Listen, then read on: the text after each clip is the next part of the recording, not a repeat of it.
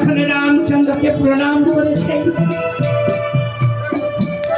আর রামচন্দ্রের চোখের জলে তার মুখ ভেসে যায়।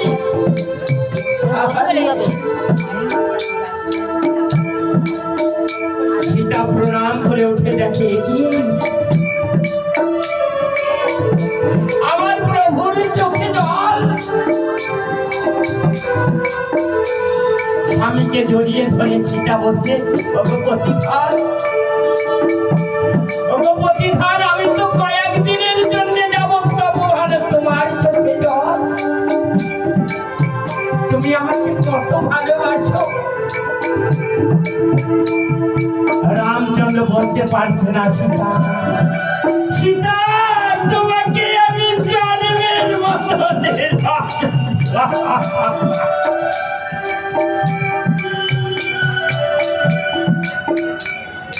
জীবনে আর তোমার সঙ্গে আমার দেখা হবে না।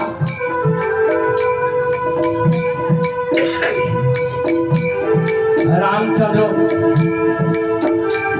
মুখ ফুটে বলতে পারলো না সীতাকে। লক্ষণকে বলছো, ভাই আমি যে এই জ্বালার সহ্য করতে পারছি না, তুমি এখন এই মুহূর্তে তোমার জানকী সীতাকে নিয়ে ওই তপবনে নির্বাসন দিয়াছ। লক্ষণ আমার রথ নিয়ে দাঁড়িয়েছে। ও মা, ও মা, বেলাতে বয়ে যায় মা, তুমি উঠে এসো রথে। জানকী সীতা কি করেছে? রথে উঠে বসেছে। পঞ্চমাসী গর্ভবতী সীতা আমার লক্ষণের সঙ্গে চলেছে। লক্ষণ আমার দ্রুত বেগে রথ চালিয়ে চলেছে। আর যাওয়ার সময় জানকী সীতা দেখতে পেল শূন্য কলস নিয়ে বধুরা ঘরে ফিরছে। ফলন্ত গাছের ডাল ভেঙে পড়ছে। সীতা বলছে, দেবা দেবা তুমি রথ ঘুরিয়ে নাও, আমি যাব না। বলছে, কেন মা? বলছে, দেবার ওই দেখো ওটি অমঙ্গলের চিহ্ন, নিখাত কোনো বিপদ ডেকে এনেছে, আমি যাব না। লক্ষণ মনে মনে ভাবছে সর্বনাশ হয়েছে। লক্ষণ বলছে, মা সূর্য বংশের নিয়ম নেই, যাত্রা পথে পিছনে ফিরে যেতে হয়। আমার ভয় করো না মা, আমি তো আছি। লক্ষণ আমার চলেছে, দ্রুত বেগে রথ চালিয়ে চলেছে। মার তপবনে, তপবনে গিয়ে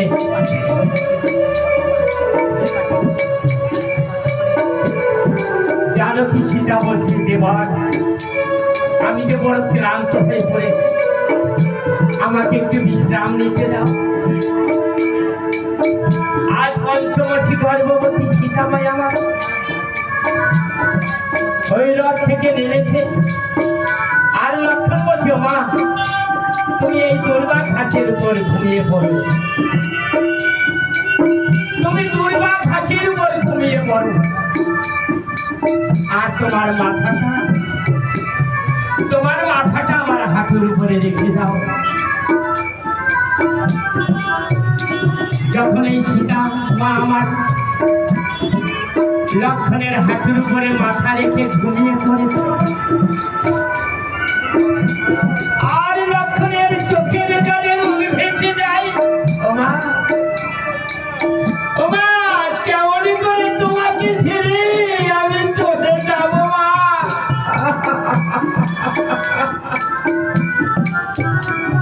তুমি আমাকে দোষ দিও না মা, তুমি আমাকে দোষ দিও না, আমার তোমাকে ছেড়ে চলে যেতে হবে। লক্ষণ ধীরে ধীরে জানকী সীতা মায়ের মাথাটা দুর্বা ঘাসে শুয়ে দিয়েছে।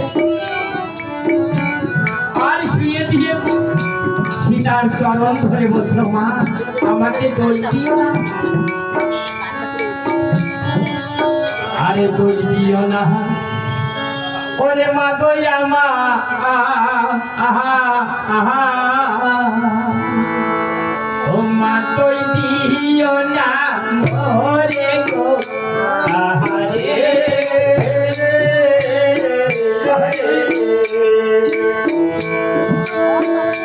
জন্মের মাতা যা বদলে মাগো আহারাইব না ফিরে গো, আহারে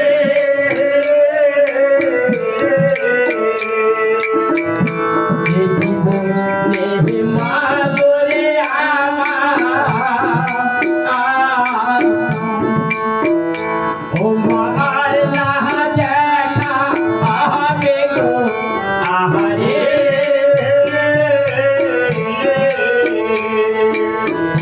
জন্মের মাতা যা বদলে মাগো আহারাইব না ফিরে গো, আহারে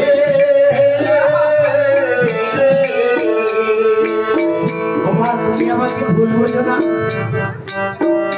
তোমার সাথে আর দেখা হবে না, আমার কোনো দোষ নেই মা, আমাকে ভুল বুঝো না। লক্ষণ আমার চোখের জলে অযোধ্যায় বিদায় নিয়েছে। কিছু সময় পরে জানকী সীতার ঘুম ভেঙে গিয়েছে, আর ঘুম ভেঙে দেখতে পেল কি এই গহীন কারণে তো আমি দেবরের হাঁটুর উপরে মাথা রেখে ঘুমিয়েছিলাম, দেবর তো আমার পাশে নাই। জানকী সীতা ঘুম থেকে উঠে বলছে, দেবর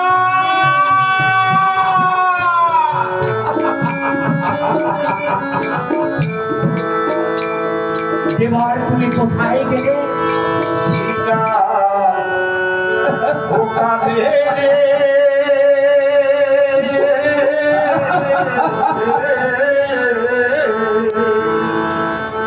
ওরে লক্ষণ লক্ষণ বলে সীতা করে বলে বলে, সীতা কাঁদে রে,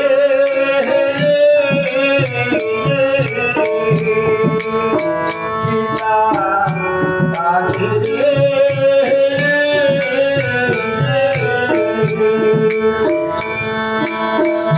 লক্ষণ লক্ষণ বলে সীতা করে বলে বলে, সীতা কাঁদে রে।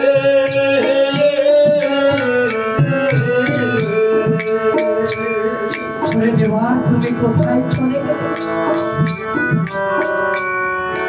চারিদিকে দেবর দেবর বলে চিৎকার করছে, সমস্ত জঙ্গল তন্ন তন্ন করে খুঁজে চলেছি, দেবর দেখা দাও। আমি কার কাছে যাব? আমার তো এই গহীন কারণে সঙ্গের সাথী কেহ রইল না। অবশেষে জানকী সীতাই আমার চোখের জলে বুক ভেঙে যায়, আর মনে মনে ভাবে হাই চাঁদ, এই দুনিয়ায় কেউ কারো নয়, স্বার্থের কারণে তার যখন সময় হয় সেই বিদায় নিয়ে যায়। তাই মনে মনে সে বলছে, হায় রে এই দুনিয়ায় কেউ তো কারো নয়,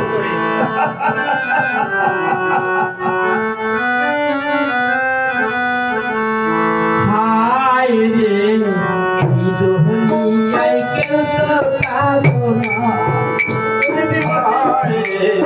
এই দুনিয়ায় কেউ কারো নয়, হায় রে এই দুনিয়ায় কেউ তো কারো নয়, হায় রে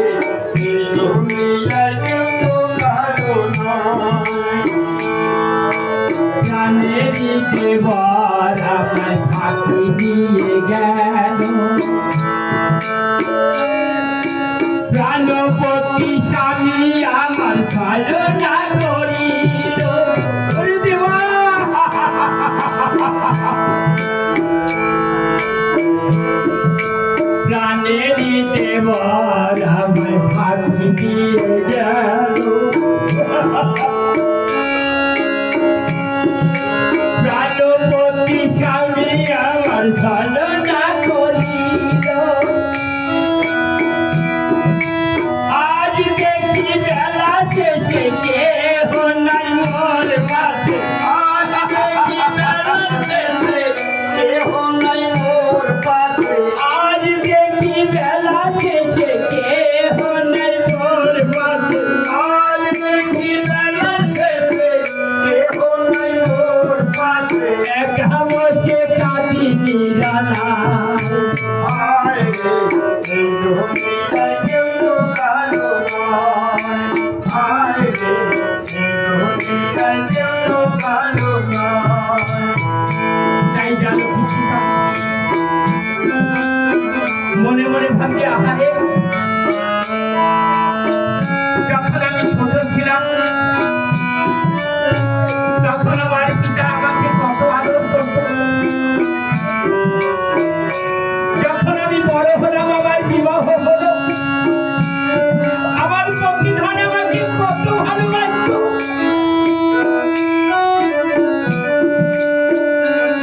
আজ আমার মরণ সময় এসে গিয়েছে আমি কোথায় যাব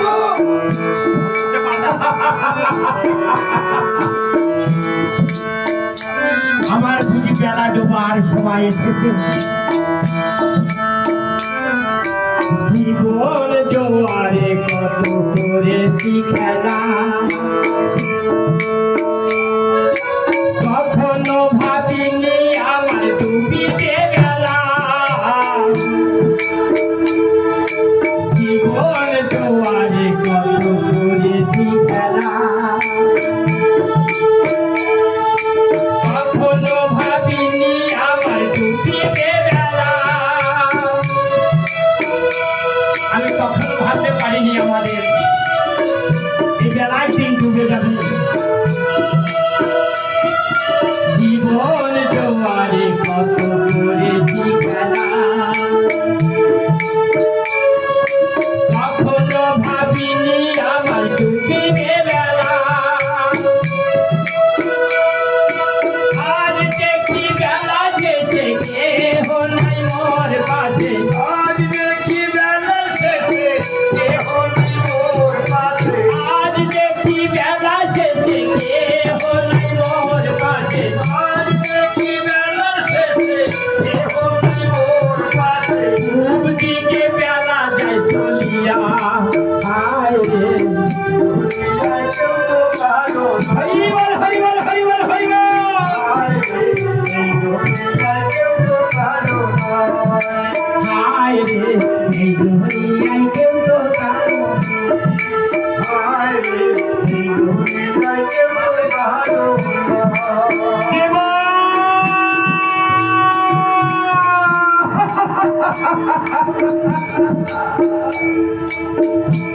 কোথায় গেলে দেবর আমার এই গহীন কারণে আমি কার কাছে গিয়ে বাধা বাঁধবো বাল্মীকি মুনি এসে বলছে মা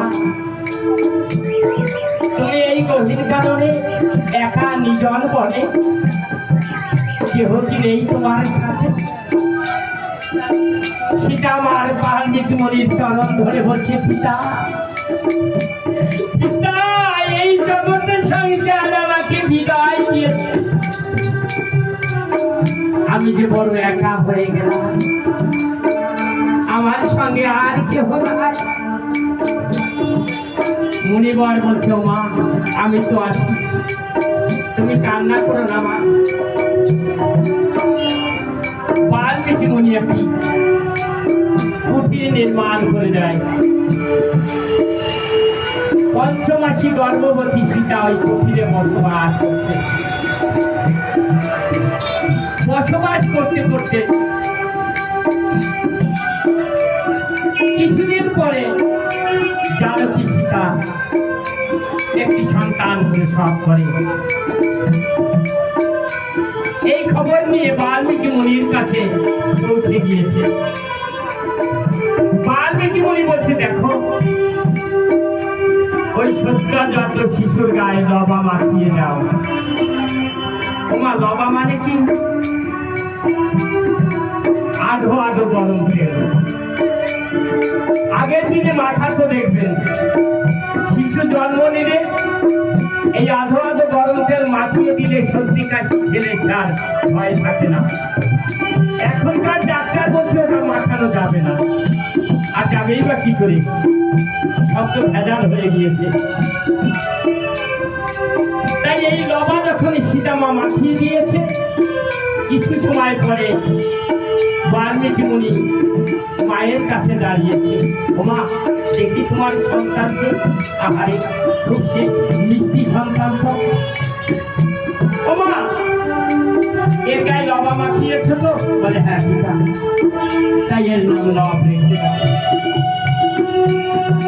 আর লব যখন গুড়ি গুড়ি পায়ে হাঁটতে শিখেছে, সীতা বলছে পিতা আমি ওই সরজু নদীতে জল আনতে যাব, তুমি আমার লবকে একটু তোমার পাশে রাখো। মুনিবদ্ধ ধ্যানে ব্যস্ত, বলছে মা রেখে যাও। সীতামা মনে মনে ভাবছে পিতার যা অবস্থা, ধ্যানে মগ্ন দিয়ে আছে, ওর থেকে আমি লবকে কাছেই নিয়ে যাই, সঙ্গে নিয়ে যাই, ভাই হারিয়ে যাবে। সীতা নিয়ে চলেছে, বাল্মীকি মুনি জানতে পারল না। কিছু সময় পরে ধ্যান ভেঙে গিয়ে দেখে সর্বনাশ, মায়ের সন্তান তো আমার পাশে নেই। আর যদি জনম দুঃখী সন্তান তার করে না দিতে পারি, তবে তো তাকে আর বাঁচিয়ে রাখা যাবে না। তাই আমার বাল্মীকি মুনি কি করেছে, সামনে ছিল কুশ গাছ, ওই কুশ গাছের ধার টান দিয়ে লবের মতো দেখতে একটি মূর্তি নির্মাণ করেছে। ওমা মূর্তি তো হলো, আত্মা কোথায় পাবে? বাল্মীকি মুনি ধ্যানে জানতে পারছে যে বালির আত্মা আকাশ পথে ঘুরছে। এই বালিকে ছিল সুগ্রীবার ভাই বালি, দুই ভাই দ্বন্দ্ব করত। সুগ্রীব পরাজয় হয়ে বারবার চলে যেত। সেই সময় রামচন্দ্রের সীতা হারিয়ে যায়, তখন তার সঙ্গে পরামর্শ করে সুগ্রীব বলছে যে আমি তোমাকে সহযোগিতা করতে পারি রামকে সীতাকে উদ্ধার করবার জন্য। আমাকে রাজ্যভার দিতে হবে, আমার দাদা বারবার আমাকে পিটিয়ে পিটিয়ে সাগর ভেঙে দিয়েছে। তাই রামচন্দ্র অন্যায় ভাবে বালিকে হত্যা করেছিল। তখন বালি তাকিয়ে প্রভু দয়াল রামকে বলেছিল, হে প্রভু দয়াল রাম, তুমি অন্যায় ভাবে করেছ আমাকে নিধন, এর প্রতিশোধ আমি লইব। তাই বাড়ির আত্মা গতি হয়নি, ওই আত্মা ঘুরছে। আর ওই আত্মাকে এনে কুশের মধ্যে প্রবেশ করলে সুন্দর একটি সন্তানের জন্ম হয়। বাল্মীকি মুনির পাশে বসিয়ে রেখেছে, সামনে তাকিয়ে দেখে সীতামা আমার লবকে হাত ধরে নিয়ে আসছে তপবনের দিকে। তখন ওই কুচারা সন্তানকে গলা টিপে মারতে চলেছে। সীতা দেখতে পেয়ে বলছে, পিতা মেরো না পিতা,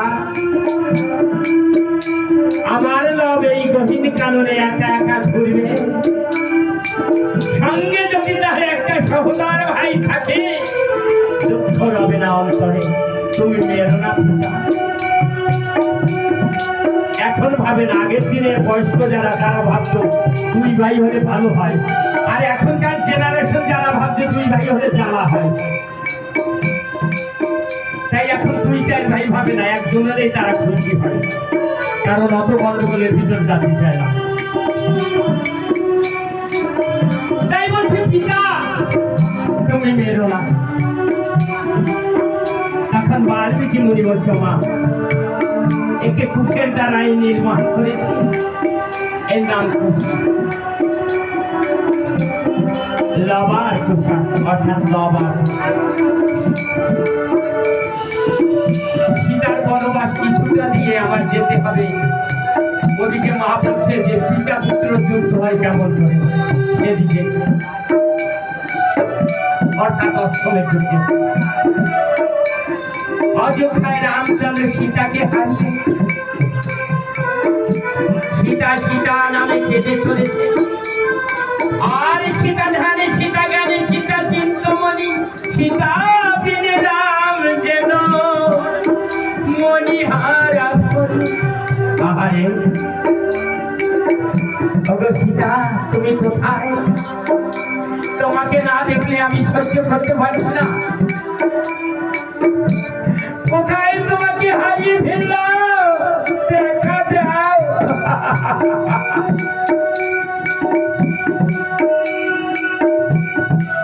আজ আমার রামচন্দ্র সীতা সীতা কেঁদে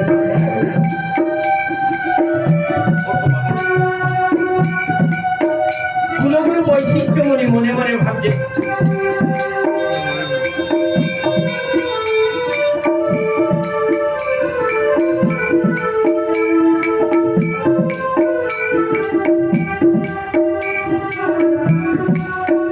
এই বাবা যেন সদা সুখে শান্তিতে জীবনযাপন করতে পারে।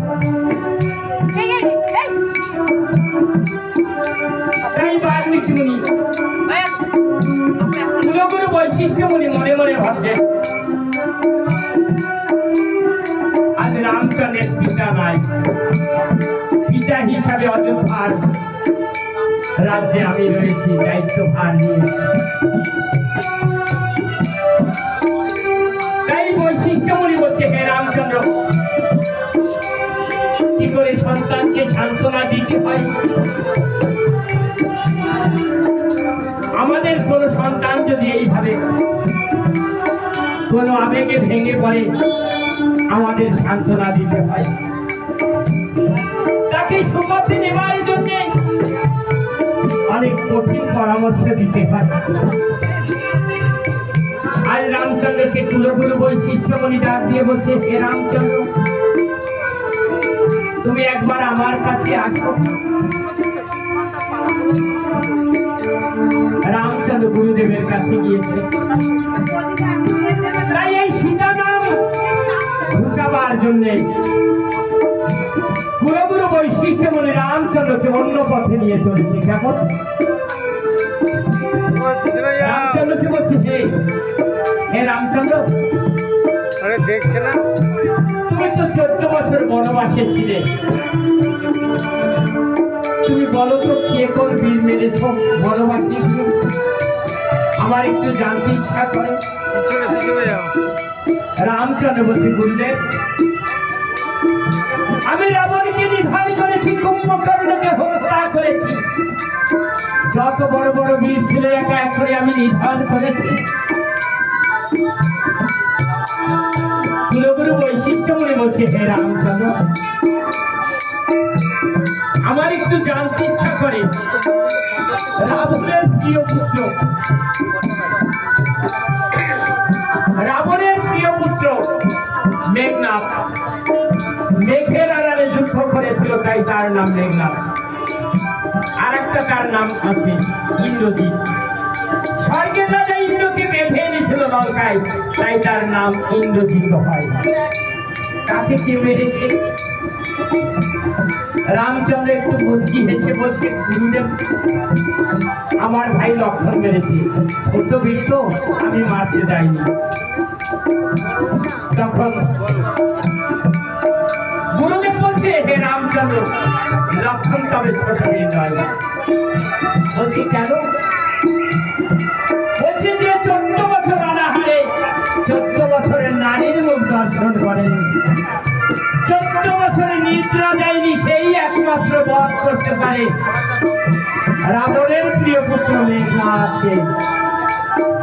রামচন্দ্র বলছে, গুরুদেব, আপনার কথা বুঝি মিথ্যা, সত্যি নয়। তখন গুরুদেব বলছে, হে রামচন্দ্র, আমি একবার লক্ষণের মুখে শুনতে চাই। রামচন্দ্র আমার লক্ষণকে স্মরণ করেছে, আর লক্ষণ আমার দাদার ডাক শুনে তার দু চোখের জল বয়ে চলেছে। আহারে, আজকে এমন মর্মান্তিক ব্যথা, এমন মর্মান্তিক কথা যদি আমার দাদা তার কর্ণে শুনতে পায়, না জানি আমার দাদা কত ব্যথা পাবে। কারণ আমি যে আমার দাদার থেকেও আমার দাদাকে ভালোবাসি। দেখবেন যে যাকে ভালোবাসে জীবন উগড়ে দিতে পারে, কিন্তু তার কষ্ট সহ্য করতে পারে না। তাই লক্ষণ আমার দাদাকে এতই ভালোবাসত। লক্ষণের বুঝতে বাকি রইল না যে আজকে আমার দাদার কাছে আমার সেই কঠিন পরীক্ষা দিতে হবে। ধীরে ধীরে লক্ষণ আমার দাদার সম্মুখে দাঁড়িয়েছে। রামচন্দ্র ডাক দিয়ে বলছে, ও ভাই, ও ভাই, তুমি 14 বছরের নিদ্রা যাওনি? বলছে না বাবা। রামচন্দ্র এই কথা শুনে তার দু চোখের জল যেন মুক্ত ভেসে যায়। আহারে, তবে তো গুরুদেবের কথা মিথ্যা নয়। ও ভাই, তুমি কি 14 বছর কোন নারীর মুখ দর্শন করো? লক্ষণ বলছে না দাদা। রামচন্দ্র যেন ভাষা হারিয়ে ফেলেছে। ও ভাই, তুমি কি 14 বছর কোন ফল গ্রহণ করনি? না দাদা। আহারে, রামচন্দ্র লক্ষণকে জড়িয়ে ধরে বলছে, ভাই, কেমন করে পারলে তুমি আমাকে একটু বলতে পারবে? লক্ষণ আমার দাদার চরণ ধরে বলছে, দাদা, যেদিন আমার পিতা তোমাকে 14 বছরের জন্য বনবাসে দিয়েছিল, তখন আমার মা জানকী তোমার সঙ্গে চলেছিল।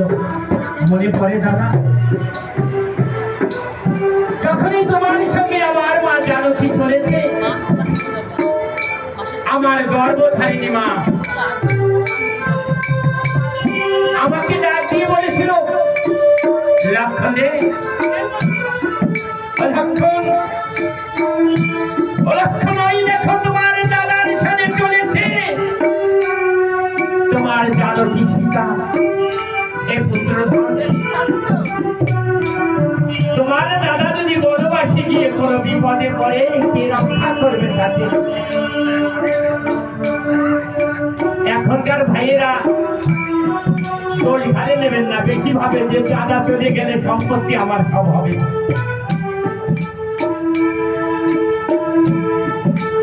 তাই বলে ভাই ছিল একমাত্র রামের ভাই লক্ষণ। যখন সুমিত্রা ডাক দিয়ে বলছে, ও লক্ষণ দেখো, ওই তোমার দাদা চলেছে তোমার জানকী সীতাকে নিয়ে। আমি তোমাকে আদেশ করছি, তুমি এই মুহূর্তে তোমার দাদার সঙ্গে 14 বছরের জন্য যাও বনবাসে। দাদা, সেদিন আমি আর কোনো কথার প্রশ্নের উত্তর দিই মাকে, আমি তোমার সামনে চলেছিলাম বনবাসে। যখন তোমার সামনে বনবাসে যাত্রা করলাম, আমার গর্ভধারিণী মা আমাকে ডাক দিয়ে বলছো, ওরে আমার পুত্রধন, একবার আমার বুকে আসো। দাদা, সেদিনে যখন আমার মায়ের কুলে আমি গেলাম, আমার মা আমাকে জড়িয়ে ধরে বলেছিল, ওরে লক্ষণ, তুমি চলেছ তোমার দাদার সঙ্গে 14 বছরের জন্য। তোমাকে আমি এই আদেশ করছি, তুমি তোমার দাদার আদেশ অক্ষরে অক্ষরে পালন করবে। তোমার দাদার আদেশ তুমি কখনো লঙ্ঘন করবে না। দাদা গো, সেদিন বনবাসে তোমার সঙ্গে চলেছিলাম, যখন প্রথম রাত্রি কাটাই, তিন দিক মশারি টানিয়ে আমাকে বলেছিল লক্ষণ মশারির গোড়াটা তুলে বলতো। আমি সারা রাত ধরে মশারির গোড়া ধরে আছি। যখন নিদ্রা দেবী আমাকে গ্রাস করতে আছে দু চোখে, তাকে আমি বান মেরে বলেছিলাম, হে নিদ্রা দেবী, যেদিন আমি আমার মায়ের কোলে যাব সেদিন তুমি আমার চোখে আসবে। দাদা, আজ আমি মায়ের কোলে ঘুমিয়েছিলাম, চোখ মেলতে পারছি না। দাদা, আমি একদিনের জন্য ঘুম পড়ি। লক্ষণের কথা শুনে রামচন্দ্রের বুকখানা ভেঙে চুরমার হয়ে যায়। আহারে, আমার ভাইকে আমি কত ব্যথা দিয়েছি। রামচন্দ্র তো বিশ্বাস করতে পারছে না। তখন বলছে, ভাই, ও ভাই, তুমি 14 বছর তোমার জানকী সীতার মুখখানা কি একবারের জন্য দেখো? বলছে, না দাদা, যেদিন জানকী সীতাকে ওই দুষ্ট রাবণ হরণ করে নিয়ে যায়, তার গলার হার ফেলে রেখে গিয়েছিল। মনে পড়ে দাদা, তুমি ডাক দিয়ে আমাকে বলেছিলে, ভাই, এই কি তোর মায়ের গলার হার? আমি বলেছিলাম বলতে পারবো না। যখন মায়ের পায়ের নুপুর পড়েছিল, তোমাকে ডাক দিয়ে বলেছিলাম, দাদা, এই আমার মায়ের পায়ের নুপুর। তুমি দাদা বিশ্বাস করো, আমি মায়ের মুখ মানে চাইনি দাদা। রামচন্দ্র ভাবছে, কি করলাম আমি? ভাইকে এত ব্যথা দিলাম কেমন করে? তখন রামচন্দ্র জিজ্ঞাসা করছে, ও ভাই, তুমি কি 14 বছরে একটা ফল গ্রহণ করো? বলছে, না দাদা। রামচন্দ্র বলছে, ভাই, তবে 14 বছরের ফল কোথায়? লক্ষণ বলছে, দাদা, এই পঞ্চবটী বনে একটা তুলের মধ্যে রয়েছে। তুল মানে কি? ক্ষত্রিয় যারা বান রাখে যার মধ্যে তাকে বলে তুল। রামচন্দ্রের মনে বিশ্বাস হয় না যে ভাই 14 বছর না খেয়ে থাকতে পারে। হনুমানকে ডাকিয়েছে, হনুমান, তুমি এখনই যাও পঞ্চবটী বন, ওই ফল করো অনায়ন, আমি আমি গুনবো। হনুমান রামচন্দ্রকে প্রণাম করে ফলান্তে চলেছে, আর মনে মনে ভাবছে, হে প্রভু দয়াল রাম, আমি এই হাতে গন্ধর্ব মধ্যম পর্বত ধারণ করেছি, আর সামান্য 14 বছরে কটা ফল হতে পারে? আমার সেই ফল আনতে হতো, এই সামান্য ফল আনতে তুমি আর কাউকে পাঠাতে পারলে না? গোলকের হরি বৈকুণ্ঠের নারায়ণ আমার সব সহ্য করতে পারি। এই ধরা ধামে যত পাপ করেন সবই প্রায় সহ্য করেন, অহংকার সহ্য করতে পারে। কারণ এই অহংকারকে চূর্ণ করবার জন্য গোলকের হরি বৈকুণ্ঠের নারায়ণ বারবার এই ধরা ধামে আবির্ভাব হয়েছে। যেমন হিরণ্যকশ্যপকে বধ করেছিল এইভাবে। আপনারা হয়তো বলতে পারেন, রামচন্দ্র ভগবান সে জানতে পারে না কি কারণ। একথা যদি জানতে হয় যেতে হবে সত্যযুগে। সত্যযুগে যখন হিরণ্যকশ্যপকে নরসিংহ রূপ ধরেছেন নারায়ণ, তাকে হত্যা করেছিল।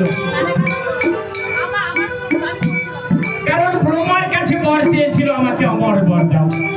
ব্রহ্মা বলেছিল আমার বর হবে না,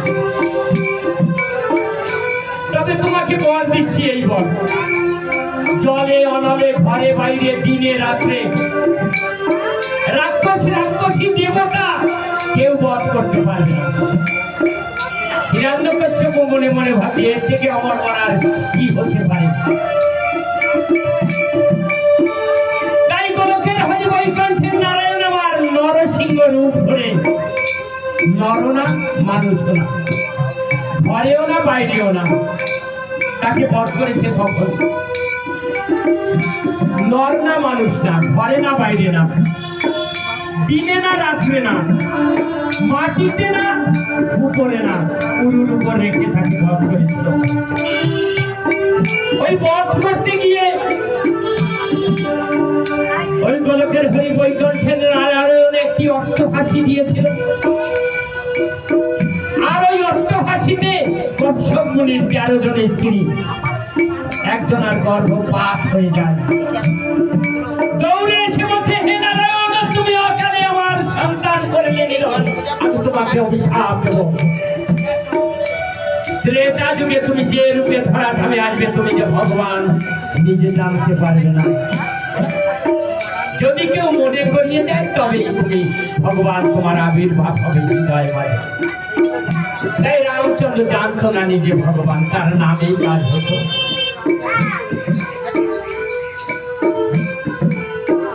যখন হনুমান ওই অহংকার নিয়ে ফলের শুনে হাত দিয়েছে, ফল নড়ছে না। হনুমানের চোখের জলে মুখ ভেসে যায়, আহারে আমি কি ভুল কাজ করেছি, আমার মনে অহংকার এসেছে।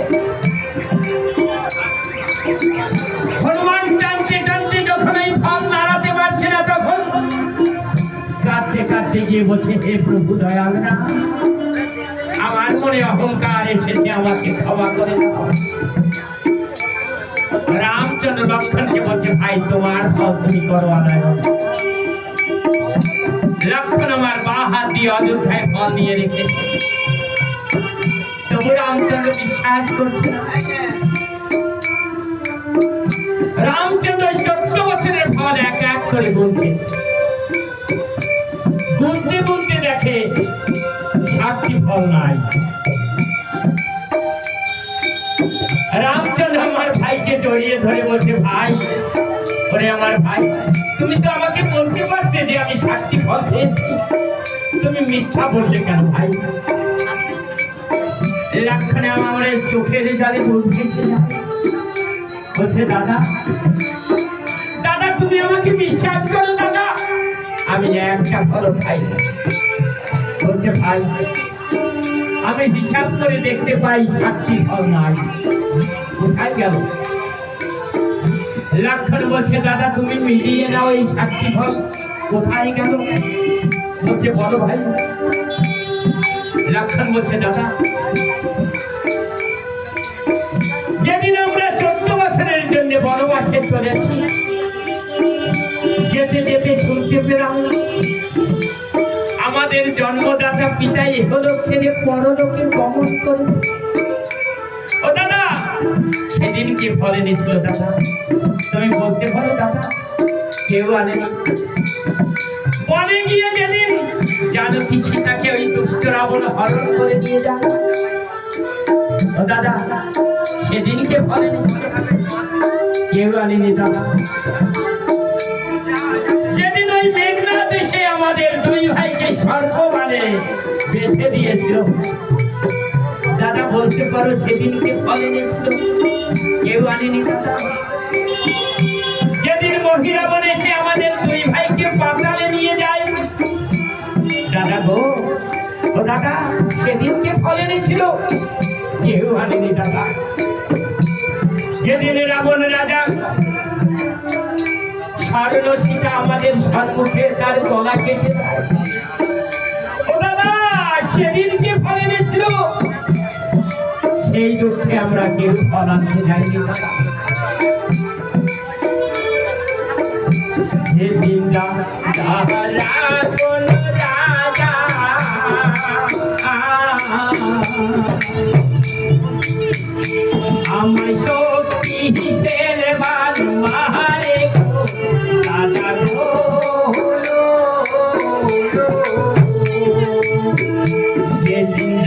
তাহারা বন রাজা আমায় শক্তি হিসেলবাদ মাহারে গো রাজা গো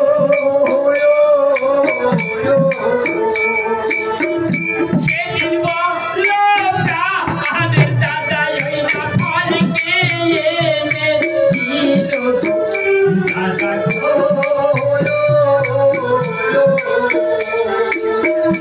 যেদিন তাহা সত্য বাজো মোদের পূর্ণ হয়ে যাহা দেখো রাজা গো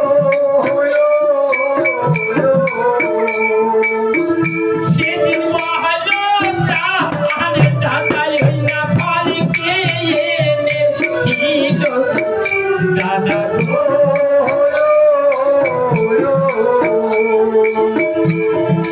রামচন্দ্র এই 7টি ফলের হিসাব পেয়ে লক্ষ্মণকে জড়িয়ে ধরেছি। ওরে ভাই রে,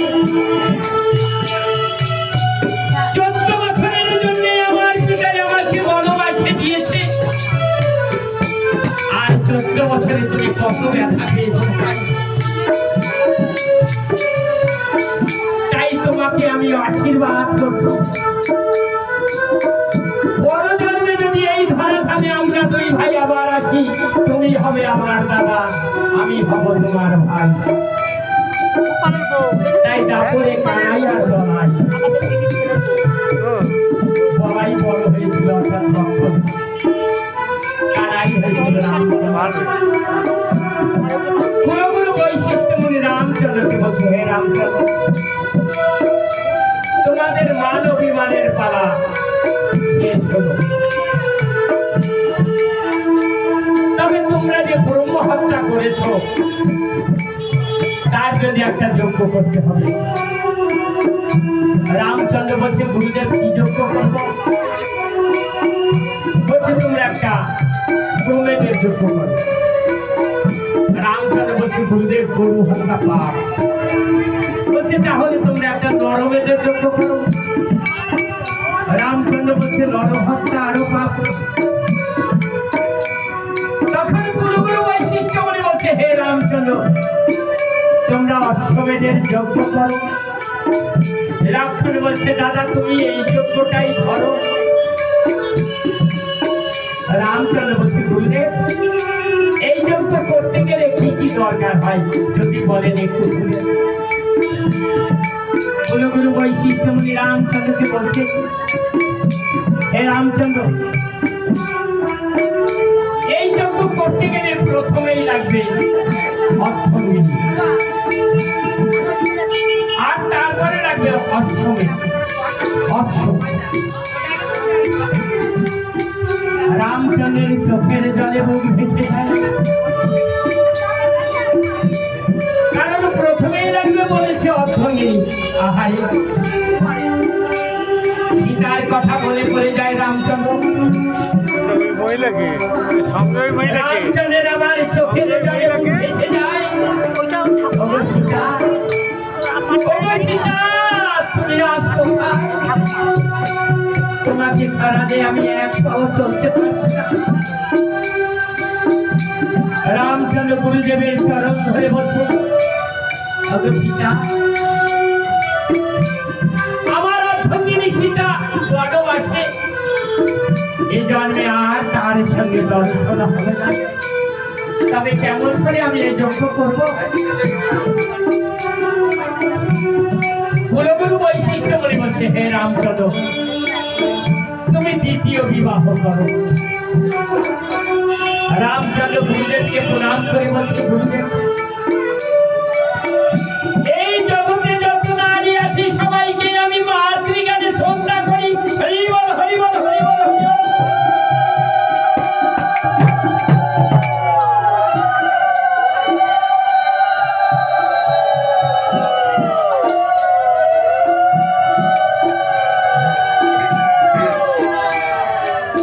এই জগতে যত নারী আছে সবাইকে আমি মাতৃকাজে শ্রদ্ধা করি। তাই আমি দ্বিতীয় বিবাহ করতে পারবো না, আমাকে ক্ষমা করে দেন।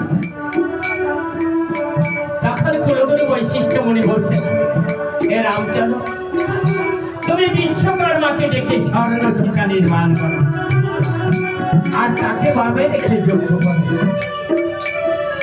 তাই রামচন্দ্র আমার বিশ্বকর্মাকে ডেকে স্বর্ণ সীতা নির্মাণ করেছে। তখন কুলগুরু বৈশিষ্ট্য মুনি বলছে, দেখো মেঘরাজ ভবনে আছে অক্ষয় পরমানায়ন, ওই অক্ষয় চতুর্থ দিকে জয় করে এই যোগে আহতি দিলে তবে তোমার যজ্ঞ হবে সম্পূর্ণ। রামচন্দ্র আমার হনুমানকে স্মরণ করেছে, হনুমান আমার কদমী বনে ফল ফল খাওয়া বন্ধ রেখে প্রভুর কাছে এসে প্রণাম করেছে। রামচন্দ্র বলছে, হনুমান যাও মেঘরাজ ভবন করো, অক্ষয়নায়ন আমি করবো যজ্ঞের আয়োজন। আজ হনুমান আমার রাম নাম স্মরণ করতে করতে চলেছে, ওই মেঘরাজার সঙ্গে যুদ্ধ করে মেঘরাজাকে পরাজয় করে অযোধ্যায় অস্ত্র নিয়েছে। অস্ত্র আনবার পরে দয়াল রামের হাতে দিয়েছে, আর মনে মনে ভাবছে অযোধ্যায় যখন এসেছি একবার অন্তপুরে গিয়ে আমার মাকে দেখে আসি, মা থাকতে সীতাকে। তাই হনুমানে চলেছে অন্তপুরের দিকে। আগের দিনে নারীরা থাকতো ভিতর মহলে, তাকে বলে অন্তপুর, আর এখন নারীরা থাকে বাইরে মহলে, ভিতরে হয়তো পুরুষরা থাকে। কথাটা যদিও অলেজ্য হয় কিন্তু কথা একদম ঠিক, লাগাম ছাড়া হলেও লাগামের মধ্যে। তাই কি করেছে, অন্তপুরে চলেছে হনুমান জানকী সীতাকে দেখবার যে দেখে স্বর্ণ সিংহাসনে বসে আছে জানকী সীতা। হনুমান আমার মাকে প্রণাম করেছে, ও মা কথা বলো মা, আমার প্রণাম নাও। হনুমান কিন্তু কথা, হনুমানের ডাক শুনে জানকী আমার কথা বলছে না। হনুমান আমার মনে মনে ভাবছে, কি ও মা, আমি এমন কি অন্যায় করেছি তুমি আমার সঙ্গে একটা কথা বলছো না? হনুমান আমার ষষ্ঠাঙ্গে প্রণাম করেছে, প্রণাম করে ডাক দিয়ে বলছে, ও মা, ও মা, একবার কথা বলো, একবার ফিরে যাও মা। সীতা আমার একভাবে বসে আছে, কথা বলছে না। হনুমান আমার কাঁদতে কাঁদতে এসে প্রভু দয়াল রামকে বলছে, হে প্রভু, আমি কি এমন অন্যায় করেছি আমার মা আমার সঙ্গে একটা কথা বলছে না? রামচন্দ্র হনুমানকে জড়িয়ে ধরে বলছে, হনুমান, তুমি যতই দেখো জীবনে তোমার সঙ্গে একটা কথাও বলবে না, কারণ ও যে স্বর্ণ সীতা, তুমি যতই বলো তোমার সঙ্গে বলবে না আর কোনো কথা। কারণ আমার কাকা বাবু চলে গেছে, যতই দেখো আর কথা বলবে না, কারণ ও যে বিগ্রহ হয়ে গিয়েছে। তাই হনুমান শুনতে পেল যে জানকী সীতাকে বনবাসে দিয়েছে। আর রামচন্দ্রের দিকে তাকিয়ে বলছে, হে প্রভু দয়াল রাম, তুমি অন্যায় করেছো, আমি তোমাকে অভিশাপ দেব। রামচন্দ্র আমার শিউরে উঠেছে, কি একটা বনের পশু আমাকে অভিশাপ দেবে? হনুমান বলছে, আমি তোমাকে অভিশাপ দেব। আর লক্ষ্মী ছাড়া রাজা রে, তোরে লক্ষ্মী নাই রে ঘরে, দয়াল রাম ওরে লক্ষ্মী ছাড়া রাজা রে, তোরে লক্ষ্মী নাই রে ঘরে, দয়াল রাম ওরে সূর্যবংশী এমন যজ্ঞ সম্পূর্ণ হবে না রে, দয়াল রাম। হনুমান যেন একেবারে নীরব হয়ে গিয়েছে। দেখি যজ্ঞের আগেই বনের পশু এমন অভিশাপ দিল, রামচন্দ্র সহ্য করতে পারছে না। তাই হনুমানকে বলছে, আরে বানর কুলে জন্ম রে তোর বানরই তোর মা। হনুমান হে ওরে বানর কুলে জন্ম রে তোর বানরই তোর মা। হনুমান হে ওরে কেমন করে বুঝবি রে তুই যজ্ঞের মর্ম।